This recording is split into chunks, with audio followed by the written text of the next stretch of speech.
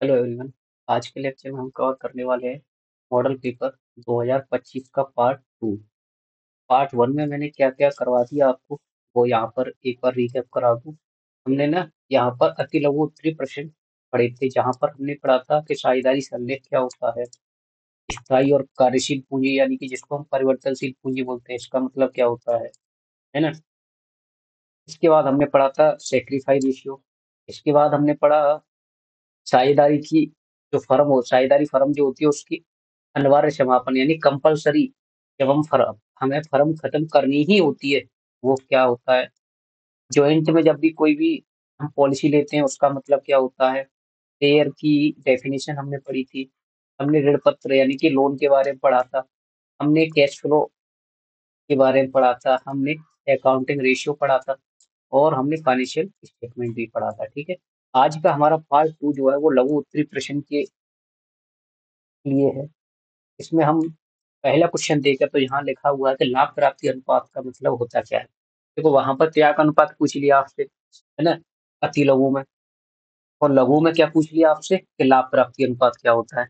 जब मैंने आपको त्याग अनुपात के बारे में बताया था तो वहीं पर मैंने ये भी बताया था आपको कि लाभ प्राप्ति अनुपात क्या होता है। लाभ प्राप्ति अनुपात का मतलब होता है कि एक्स वाई जेड तीन लोग अगर किसी फर्म में है ना, और इनके पास टोटल रुपया कितना है, टोटल रुपया सपोज करो 300 रुपए है ना। 300 रुपए का प्रॉफिट हो रहा है इनको। 300 रुपए में अब मान लीजिए 100 100 रुपए ये बांटते हैं आपस में, है ना। तीनों लोग 100 100 रुपए बांट लेते हैं आपस में। लेकिन होता क्या है कि इन लोगों में से कोई भी एक साझेदार सपोज करिए जे बाई चला जाता है। जब बाई चला जाता है तो फर्म का जो भी प्रॉफिट का शेयर होगा, सपोज करिए 300 रुपए ही कमा रहे हैं ये अब। तो अब जो बाई चला गया ना, तो जो 100 रुपए ये दोनों लोग बाई को दे रहे थे वो 100 रुपए अब ये दोनों लोग बांट लेंगे, यानी कि अब इसका भी बढ़ गया कुछ शेयर और कुछ इसका भी बढ़ गया। तो अब ये दोनों 150 150 रुपए के हिस्सेदार हो गए। अब ये 150 150 रुपए के हिस्सेदार हो गए। तो इसी को बोलते हैं हम लाभ प्राप्ति अनुपात।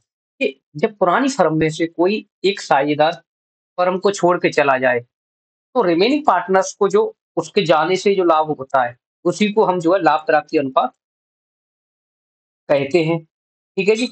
अच्छा, अब मैं अगर आपको बताऊं जैसे कि यहाँ लिखा हुआ है कि प्राप्त लाभ प्राप्ति अनुपात में गणना का समय किसी साझेदार के अवकाश ग्रहण करने पर या फिर उसकी मृत्यु हो जाने पर ही होता है ना।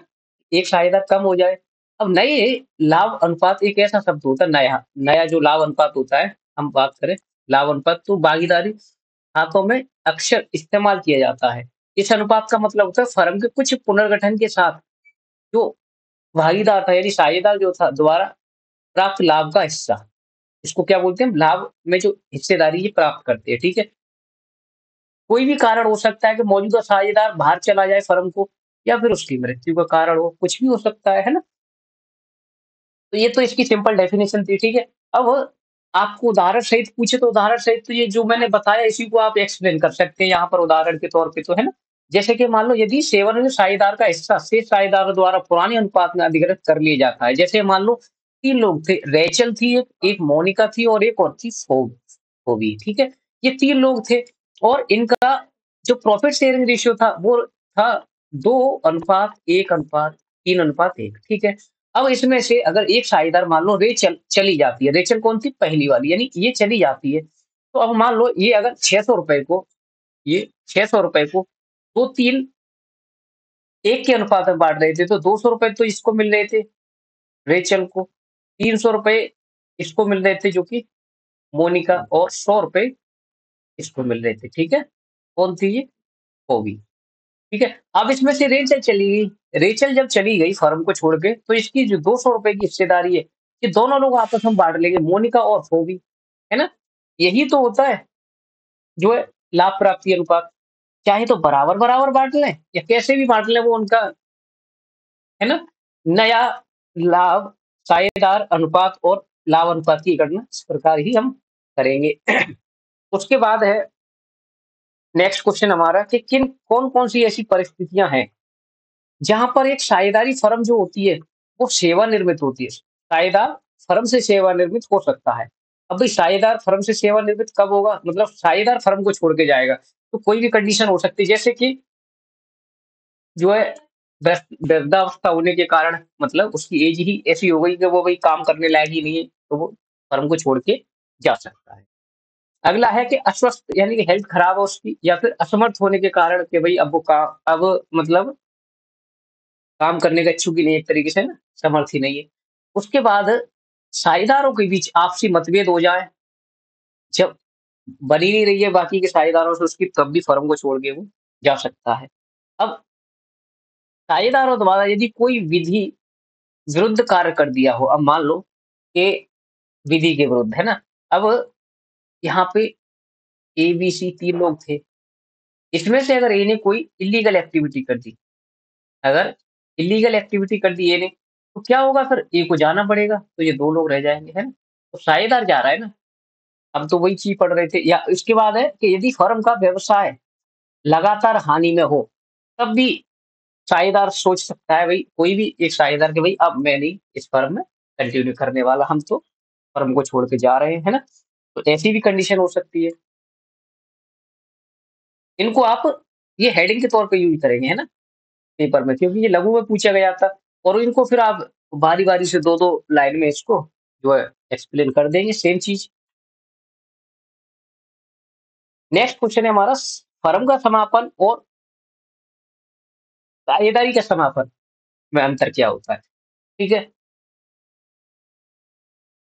तो अगर हम बात करें यहाँ पर कि साझेदारी और फर्म के समापन की, तो देखो, साझेदारी का समापन अगर हम कहें तो साझेदारी का समापन होता है, या फिर साझेदारी का विघटन, जब एक साझेदार बाकी साझेदारों के बीच सहयोग का स्थगन, मतलब कि पुराने साझेदारों में से कोई एक साझेदार चला जाता है, तो उसको बोलते हैं हम साझेदारी का विघटन।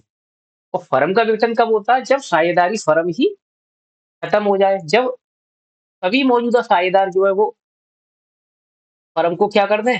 भंग कर दें, ठीक है? उसको बोलते हैं हम फर्म का विघटन। नेक्स्ट में क्या है कि व्यवसाय की निरंतरता। निरंतरता का मतलब क्या हो गया? अब देखो, निरंतरता की अगर मैं बात करूँ, तो साझेदारी का विघटन की स्थिति में व्यवसाय सामान्य रूप से जारी रहता है, लेकिन साझेदारी का क्या हो जाता है? पुनर्गठन हो जाता है ना? साझेदारी के विघटन की स्थिति में, अब साझेदारी का विघटन कब होता है? जब साझेदार आ रहा है फर्म में एक नया, या फिर साझेदार फर्म को छू फर्म में से जा रहा है, तो व्यवसाय तो कंटिन्यू चलता रहेगा ना। हेडिंग तो हमारी यही थी कि व्यवसाय की निरंतरता। लेकिन अगर हम बात करें फर्म के विघटन की, तो फर्म के विघटन की स्थिति में व्यवसाय क्या हो जाता है फिर यहाँ पर बंद करना पड़ता है, ठीक है? अब आ गया एक मिडलमैन, मान लो न्यायालय का हस्तक्षेप हो गया इसमें अब। तो न्यायालय के हस्तक्षेप की अगर हम बात करें, तो साझेदारी के विघटन में न्यायालय का कोई हस्तक्षेप नहीं होता, अदालती हस्तक्षेप की कोई आवश्यकता नहीं होती। क्यों नहीं होती? क्योंकि देखो, यहाँ पर साझेदारी का विघटन हो रहा है, मतलब कोई साझेदार को हम शामिल करना चाह रहे हैं, या फिर कोई साझेदार हमारी फर्म को छोड़ के जाना चाह रहा है, तो यहाँ पर न्यायालय का तो कोई केस ही नहीं है। लेकिन जब आप पूरी फर्म को खत्म करोगे ना, तो यहाँ पर आप जो है अदालती हस्तक्षेप के द्वारा ही करेंगे, ठीक है? कंपनियों को भंग किया भी जा सकता है अदालती हस्तक्षेप से, लेकिन साझेदार अगर छोड़ के जा रहा है, तो वो आपसी आप जो है सलाह-मशवरा करके भी निकाल सकते हैं, या फिर बंदे को ले सकते हैं। खाते बंद करने की बात हम करें, तो देखो, साझेदारी में कोई आए या कोई जाए, तो यहाँ पर खाते बंद नहीं होते हैं, ठीक है? लेकिन जब फर्म ही बंद हो रही है, तो फर्म के खाते भी यहाँ पर बंद कर दिए जाएँगे। नेक्स्ट है हमारा इकाई के समापन के बाद, कि मौजूदा साझेदार के समापन के बाद परिसंपत्तियों, देनदारियों क्या हो जाता है? फिर पुनर्मूल्यांकन हो जाता है। पुनर्मूल्यांकन मतलब जहाँ पर हम रिवैल्यूएशन अकाउंट बनाते हैं ना। रिवैल्यूएशन अकाउंट कब बनाते हैं? जब एक साझेदार फर्म में एडमिट हो, या फिर रिटायर हो, है ना? चला जाए फर्म को छोड़ के, तभी तो हम संपत्ति और जो हमारी देनदारियां हैं, यानी कि जो हमें लायबिलिटी होती है ना? वो सारी चीज़ों को हम मेज़र करके देखते हैं कि कितनी बाहर का पैसा हमारे पास, कितना हम जो है वो हमारा खुद का है ना? वहाँ पे रिवैल्यूएशन अकाउंट में हम प्रॉफ़िट और लॉस देखते थे।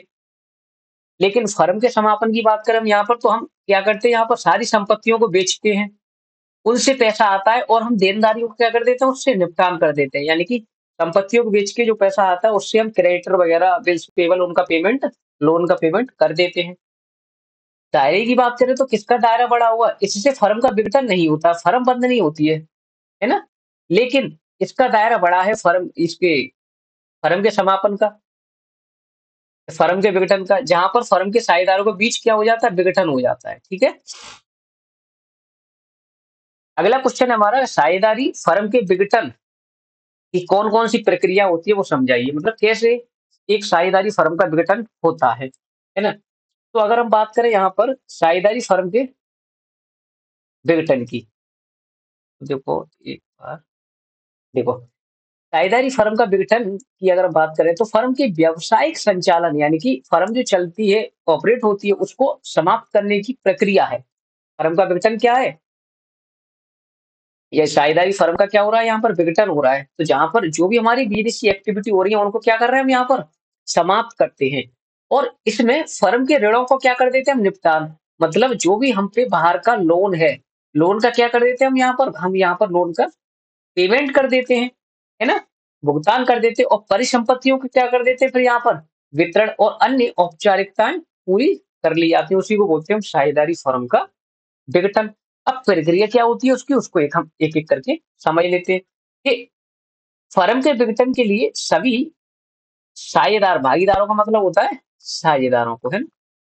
सभी साझेदारों को हम या फिर हम कहें कि पार्टनर्स को क्या करते हैं यहाँ पर सूचित करते हैं, यानी कि उनको हम इंफॉर्मेशन देंगे। ठीक है। उसके बाद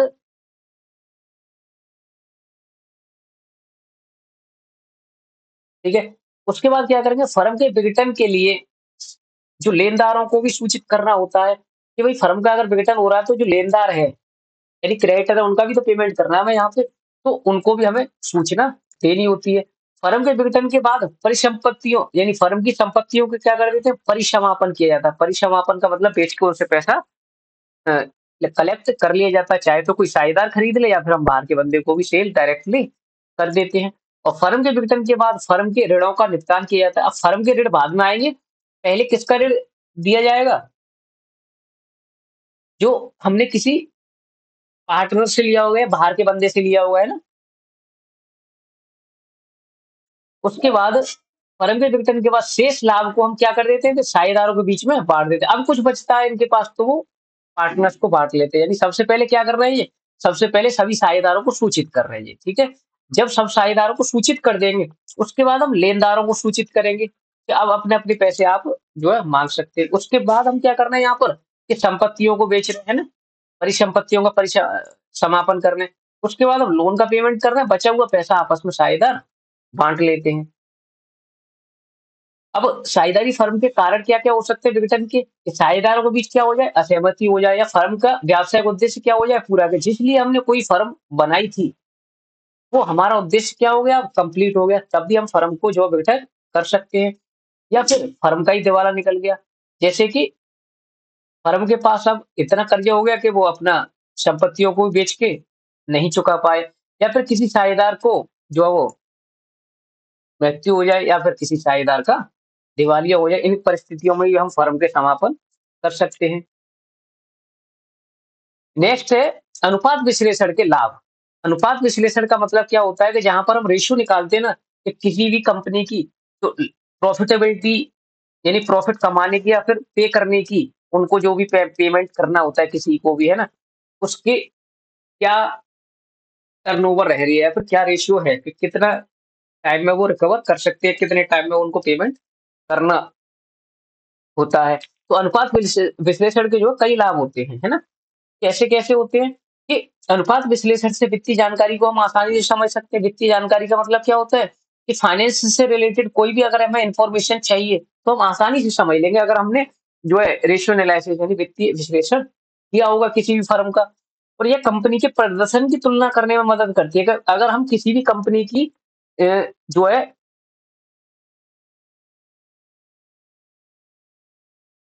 अगर हम किसी भी कंपनी का जो परफॉर्मेंस देखना चाह रहे हैं, ये परफॉर्मेंस को मेजर करती है। ठीक है, प्रदर्शन का मूल्यांकन, है ना? या फिर बात करें कंपेयर करना। अब कंपेयर कैसे करेंगे? प्रीवियस परफॉर्मेंस से हम करंट परफॉर्मेंस को जो है क्या करेंगे, कंपेयर करके देखेंगे, है ना? उसके बाद है कि अनुपात विश्लेषण से ही हम किसी कंपनी की अल्पकालिक वित्तीय स्थिति क्या है और उसकी स्थिति का हम आकलन भी कर सकते हैं कि शॉर्ट टर्म में उसको पैसे की कितनी नीड रह सकती है, उसका आकलन भी हम अनुपात विश्लेषण से करते हैं। ये फायदा देता है यहाँ पर। और यह किसी कंपनी की प्रॉफिटेबिलिटी यानी कि लाभ कमाने की क्षमता और परिचालन दक्षता को भी मापने का जो वो काम करती है। कैसे, कितना वो प्रॉफिट अर्न कर रही है। उससे उसके बाद हम कंपनी के जो फ्यूचर के रुझानों का भी हम पता लगा लेते हैं कि कंपनी जो डिक्लाइनिंग की ओर जा रही है या फिर जो वो इंक्रीजिंग की तरफ जा रही है ना? इसी से हम कंपनी की कमियाँ और खूबियों का भी पता लगा लेते हैं कि कंपनी की कौन-कौन सी कमियाँ उनको क्या किया जाए, उनको एलिमिनेट किया जाए, है ना? उनको एलिमिनेट किया जाए और जो खूबियाँ, जो अच्छाइयाँ उनकी उनको जो है एक तरीके से हम क्या करेंगे, प्रमोट करेंगे। उसके बाद कंपनी के डेवलपमेंट के लिए भी जो है विकास कारकों को भी दिखाता है ये कि कंपनी कितना डेवलप कर रही है पहले से, है ना?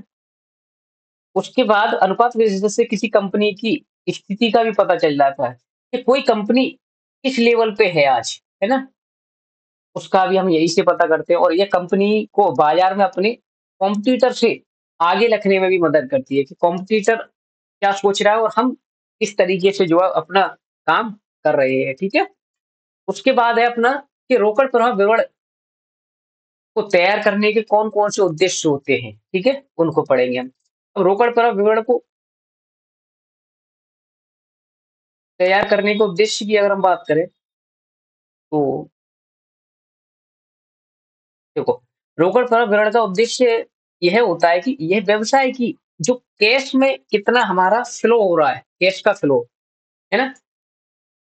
उस स्थिति को स्पष्ट करता है ये कि कैश का कितना आना हुआ और कैश का कितना जाना हुआ, ठीक है? कितना कैश आया हमारे पास और कितना कैश हमारे पास से गया। ओनली कैश के साथ डील करता है, ठीक है? क्या? कैश फ्लो स्टेटमेंट नाम से ही क्लियर हो रहा होगा आपको, कैश फ्लो स्टेटमेंट, कैश का फ्लो, ठीक है? यह बताता है हमें कि व्यवसाय ने कितनी नकदी उत्पन्न की है, उत्पन्न का मतलब क्या? कितना पैसा व्यवसाय में आया है और कितना पैसा हमने बाहर खर्च किया है, उसको मेजर करने का ही हमारा मेन पर्पज़ होता है, रोकड़ प्रभाव पत्र बनाना। और इसके महत्व की अगर हम बात करें, तो ये जो इन्वेस्टर होते हैं, जो किसी भी कंपनी में इन्वेस्ट करना चाहते हैं या फिर उसके जो मैनेजर होते हैं, है ना? प्रबंधक जो होते हैं और भी जो हितधारक यानी जो उस कंपनी में इंटरेस्ट रखते हैं, इन्वेस्ट करना, है ना? उन सारी चीज़ों को हम व्यवसाय की वित्तीय स्थिति का सही आकलन वो आसानी से करने में मदद करता है। मान लीजिए आप किसी कंपनी में इन्वेस्ट करना चाह रहे हैं, तो आप ये देखेंगे ना कि उसकी फाइनेंशियल कंडीशन आज की डेट में क्या है ना? ये सारी चीज़ें हो जाती हैं। अब उद्देश्य क्या है इसके तैयार करने के? ये तो हमने इसकी एक जो है छोटी-सी क्या पढ़ ली? डेफिनेशन पढ़ ली, है ना? डेफिनेशन पढ़ ली हमने, कहें तो परिभाषा। उसके बाद हम इसके उद्देश्य में एक-एक करके समझें तो देखो, कंपनी की नकदी प्रवाह की स्थिति को समझना, कि कैश की भई फ्लो कितनी हो रही है कंपनी में। उसके बाद कंपनी की वित्तीय स्थिति का आकलन कर लेते हैं हम यहाँ पर, कि फाइनेंस से रिलेटेड उसकी वित्तीय स्थिति कैसी है ना? वित्त की। जो निवेशक है, इन्वेस्टर हैं, है ना? प्रबंधक हैं, उनको वित्तीय स्थिति का सही जानकारी मिल जाए। उसके बाद कंपनी का नकदी में फ्लो की स्थिरता और क्षमता का आकलन हो जाता है कि कितना पैसा उसने फिक्स रखा है और कितना पैसा उसने जो है कन्वर्टेबल नेचर में रखा है कि जब भी नीड हो वो पैसे को यूज़ कर सके। उसके बाद कंपनी की जो लॉन्ग टर्म की पॉलिसी है, उनको बताने में भी ये मदद करता है। क्या? रोकड़ प्रवाह विवरण पत्र, ठीक है? उसके बाद कंपनी की नकदी प्रवाह की प्रवृत्तियों को समझता है। प्रवृत्ति का मतलब होता है कि बार-बार होने एक तरीके से भई कब-कब हमें पैसे की नीड पड़ रही है कैश में खर्च करने की, उनको भी पहचानता है ये एक तरीके से, है ना? भविष्य की वित्तीय आवश्यकताओं का भी पूर्वानुमान लगाने में ये मदद करता है कि भविष्य में हमें कहाँ-कहाँ पैसे की नीड हो सकती है। वो सारी चीज़ों को मेजर हम इससे कर लेते हैं आसानी से। ठीक है? तो ये पार्ट 2 जो था हमारा, इसमें हमने लघु वित्तीय समझे।